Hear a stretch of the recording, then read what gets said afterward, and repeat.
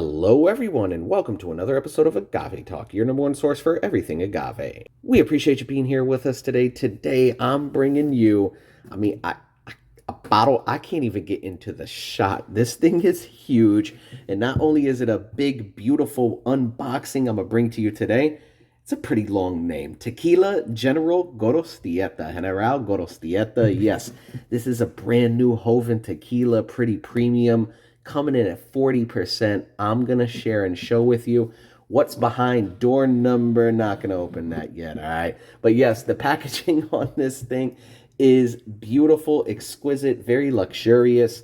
And this is the outside box. There's a lot of symbolism going on here in this box. And there's also a lot of symbolism going on in the actual bottle itself, all right? The name is very meaningful. The 3 stars, like everything you see, part of the details on this box, they are there for a reason. If you are curious, I am going to encourage you, please go on the website. That is where I'm getting all of this information. They do an excellent job. It is tequilagg.us. When you go to tequilagg.us, you're going to see an entire story. I mean, they have a manifesto, story, process, symbols, identity. Like, there's a lot going on to this bottle, and I'm going to bring that to you. So to start off, the manifesto, right? It says Tequila General Gorostieta is a homage to courage. It is a love letter and a silent acknowledgement to those who stand and fight for what they believe in. Those who overcome adversity with bravery and resilience, to those who have chosen sacrifice, yet remain faithful to the cause they pursue. A tequila for those who believe. General Gorostieta's story is one of sacrifice, valor, and endurance. A hidden and almost unknown story written 100 years ago. Today, we've decided to dust it off, tell it truthfully, and spread to the world. Wow.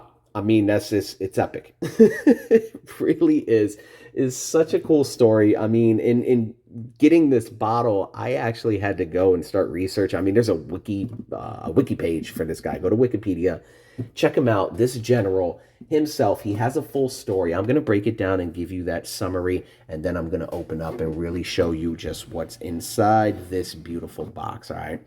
So the story goes, Tequila General Gorostieta. We can see, you know, the horse, the guy riding on the horse, cool. We even got that up on the top in that gold, beautiful, beautiful boxing for sure. So tequila, General Gorostieta, not the tequila, the actual man himself, right? He was a brilliant military strategist exiled after the Mexican Revolution.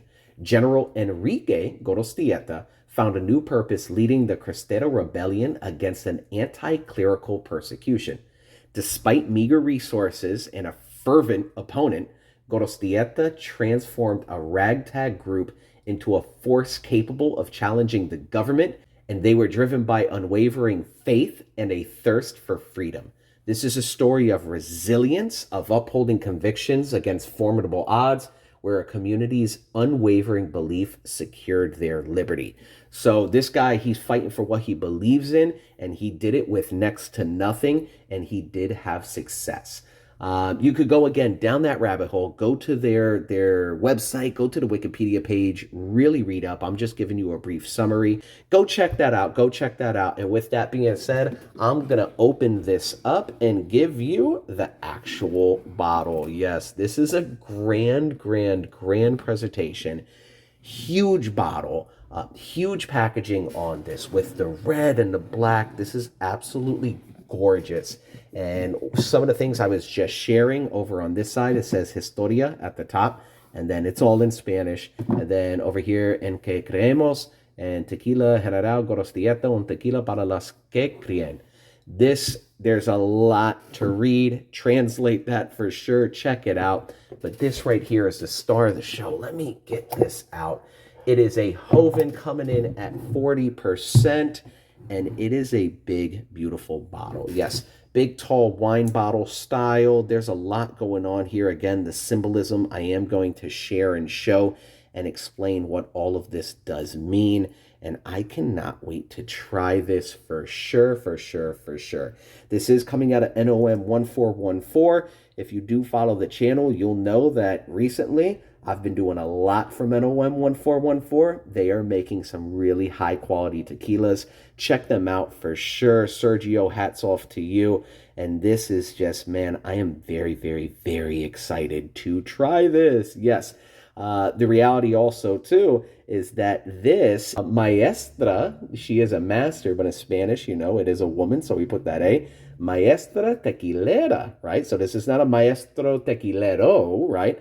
It is actually a woman master distiller, master tequilera, Ana Maria Romero.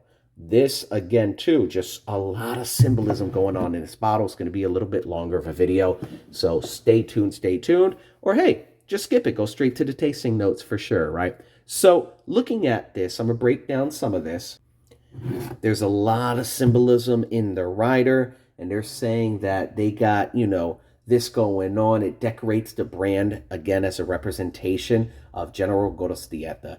The design seeks to consolidate and memorialize the general into a single graphic element, the steed that he rode into battle and the cause he fought and died for, right? He's shown riding into battle before his troops on a stallion while bravely raising the banner of the Cristero cause upon his right arm. The steed rearing upon two legs, symbolizing the leader died in battle. So you look at stuff like this, and at first, okay, hey, it's just some guy with a flag riding a horse. No, there's a lot of history going on behind there, and there's a lot of symbolism, and many brands go down those rabbit holes and look for them. They take a lot of time to put these together. Give it the respect to really, take a look at it. The bottle itself is clear and transparent, tall and slender, pure, sober label, straight to the point, right? That commemorates the general's military spirit, a label that expresses what is strictly necessary. The logo of the Tequila Joven bottle is engraved on the bottle by the artisanal process of silica sandblasting.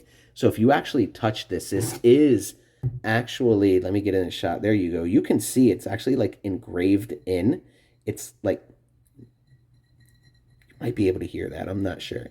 But this is actually physically all engraved in, very tactile, and it's done through an artisanal process of silica sandblasting with finishing touches of gold chroma that accentuate the distinctive elements of the time between the late 19th and early 20th centuries, right? So even more symbolism. This is also etched on as well.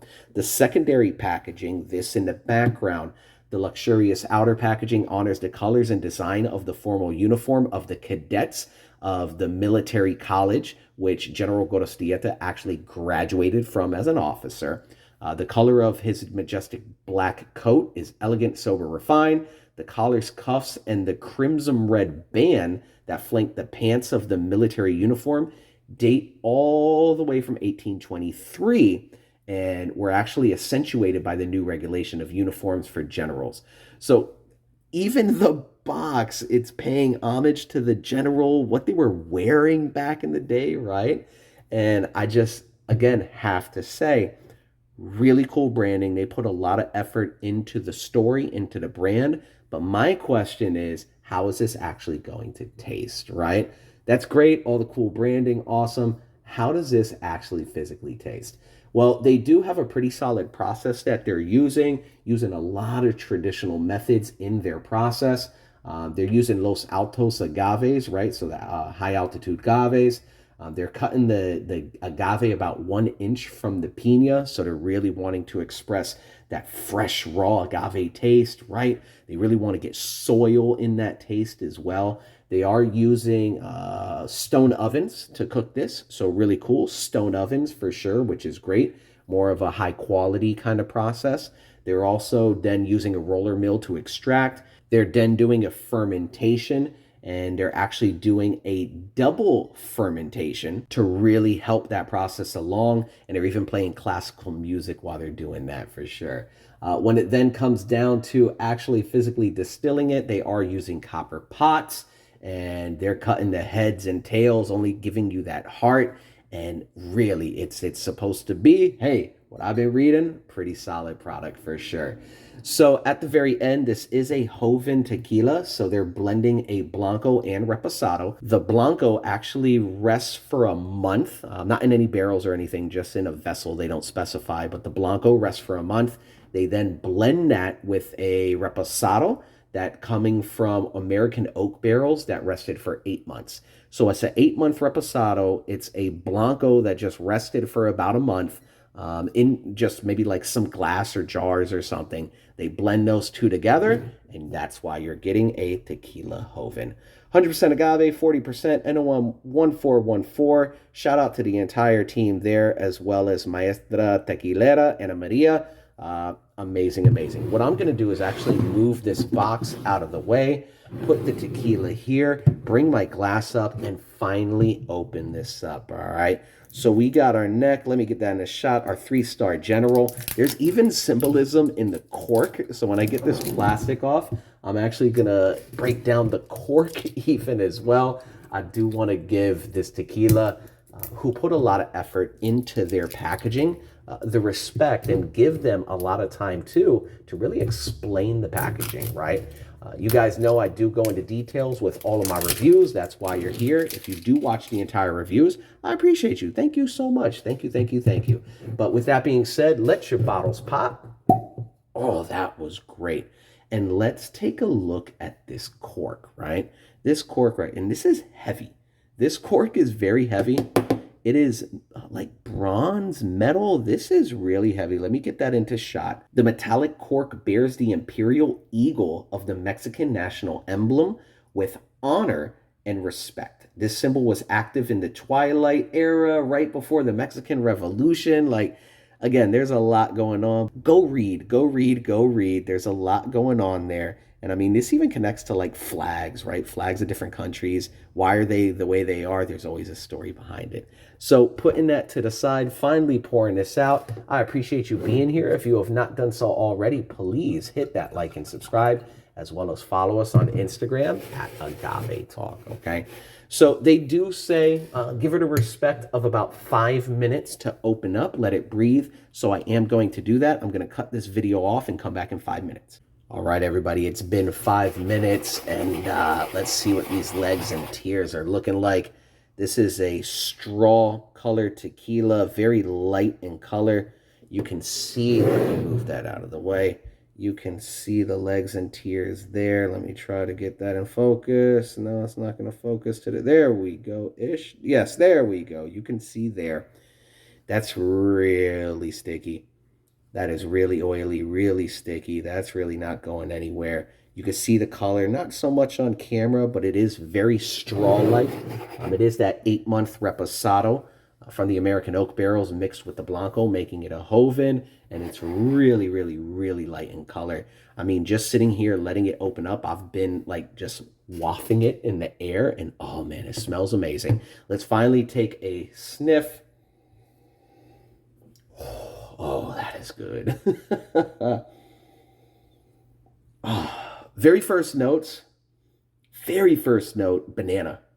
Like ripe, delicious, brown, mature banana with a great smell of agave.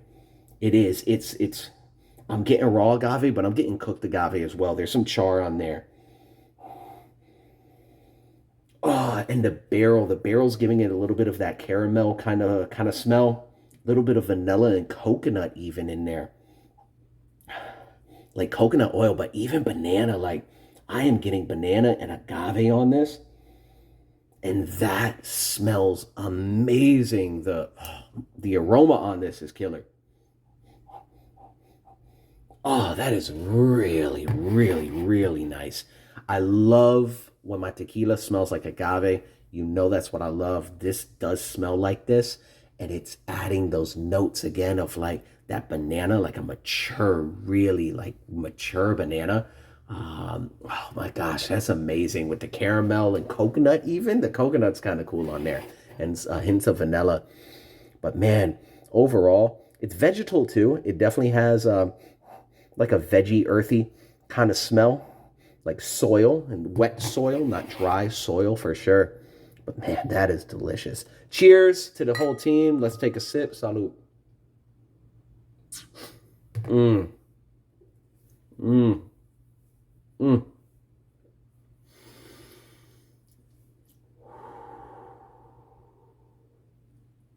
Whoa. Whoa. Oh, that's good. You know, I'm not a fan of reposados, right? But man, that mixture with the Blanco's high quality. I wish I could just try the straight Blanco from this. High proof as well. Give it to me, please. But the reposado, I would love to try them side by side and then mix it myself. But oh, the taste on that. Give me a second. Mmm. Mmm. The mouthfeel, first and foremost.